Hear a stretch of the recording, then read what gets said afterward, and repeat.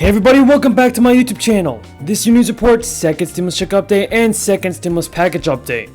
According to USA Today, economists have stressed the need for additional aid, as 12 million Americans could lose their unemployment benefits the day after Christmas. Eviction moratoriums for renters and protections for student borrowers are also set to expire, as well as a federal program for paid family leave.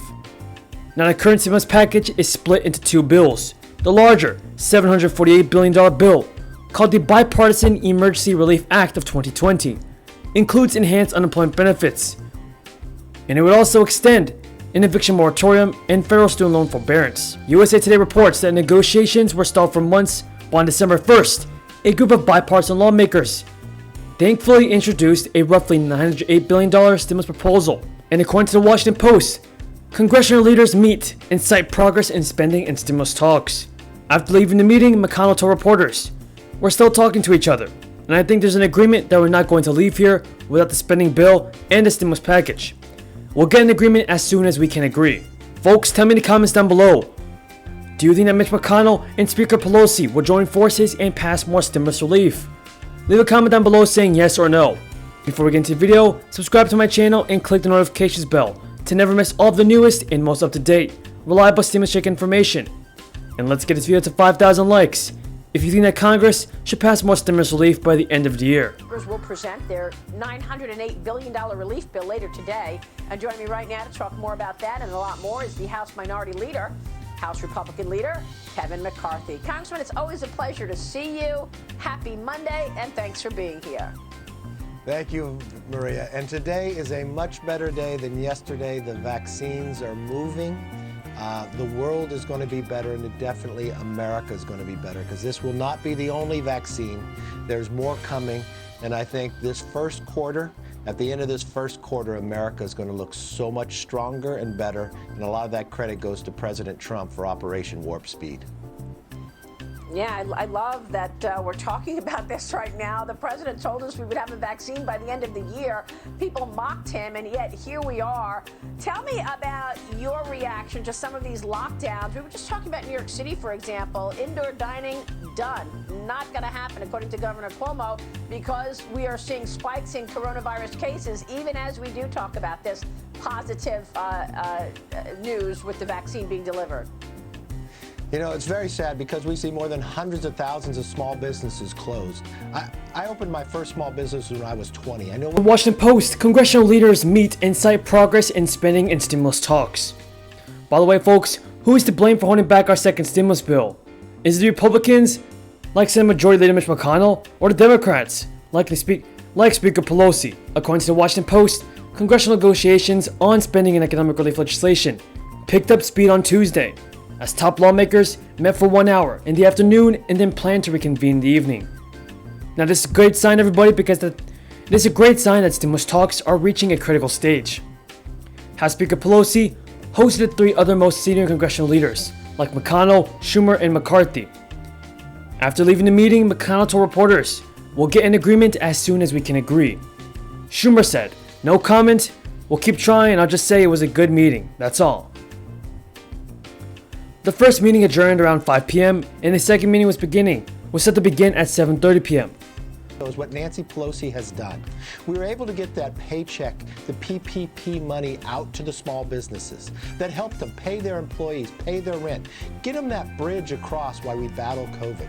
But more than 40 times since this summer, the Democrats have voted no to letting more money out. They don't even have to appropriate more money. There's $138 billion still sitting there. But she uses it as a political tool, and it wasn't until just last week that she finally admitted what we all knew, that she was doing it for politics. She wanted to hold it up because of the election. She wanted somehow to hurt President Trump. And remember, she is the only person in this country that believed doing nothing was better than doing something. But that's exactly what she's done with the power of the House. Well, that's really irresponsible, Congressman. I mean, she did say that now that there's a new president, then now she'll go forward. What about this? Are we going to see a $908 billion deal? Are we going to get something done? And is this a combination? Lawmakers face a Friday night deadline to pass legislation before a government shutdown. And they are also trying to assemble an economic relief package to provide jobless aid and small business assistance. The House of Representatives is scheduled to meet on Wednesday with The House of Representatives is scheduled to meet on Wednesday with votes expected at 3 p.m. in one potential sign that lawmakers are preparing to act if necessary on an agreement. And committee staff have been told to be prepared to review legislative text on Tuesday night. Pelosi and Mnuchin also spoke for more than an hour about the spending legislation and next relief package. That's according to Drew Hamill, a Pelosi spokesman. Previous efforts to reach a compromise have failed since the spring, but President-elect Joe Biden has urged lawmakers to reach a deal during the lame duck session of Congress. And Democrats have signaled in recent weeks that they are more open to a smaller scale package than they were before the election. Two main items were on the Tuesday afternoon agenda. First, lawmakers are trying to finalize a $1.3 trillion spending accord that will keep the government open past Friday and through September 2021. The Washington Post goes on to say that second, lawmakers are trying to pin down a relief deal. Because of the coronavirus and also to keep the government open, what will it look like? And what would pass? Well, I think what would pass is something that we have put out there. Make sure more money for the vaccines to get out there. Making sure that we have more money for small businesses, that you report day after day when we get these governors like Gavin Newsom or Cuomo who shut these restaurants down, but if you call it a French Laundry, it's okay for Democrats to go to. So we got money in there for that. We want to have liability protection. Because remember, all these small businesses are now getting sued. Not only are they being shut down, they're going to be shut down for good. Then we would provide actually resources to the people. You would either get direct checks to go through before Christmas time, so you could actually make your payments. We have funding throughout that would help schools that are non-controversial. That is likely to extend numerous expiring aid programs, as well as provide funding to accelerate and expand distribution of the vaccines.